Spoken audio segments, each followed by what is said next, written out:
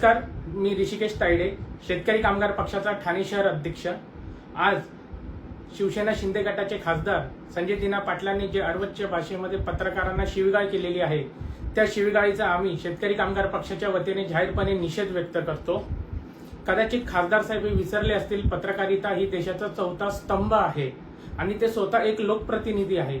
लोकप्रतिनिधींनी अशी भाषा वापरणं हे त्यांच्या स्वतःच्या पदाला अशोभनीय आहे। लोक जर आपल्याला सत्तेत बसू शकतात तर आपल्याला लाथ देखील मारू शकतात, कदाचित ते विसरलेले आहे।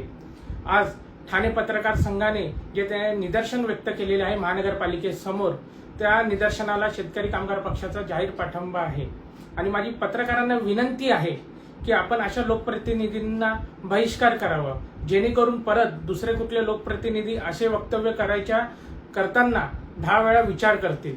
धन्यवाद।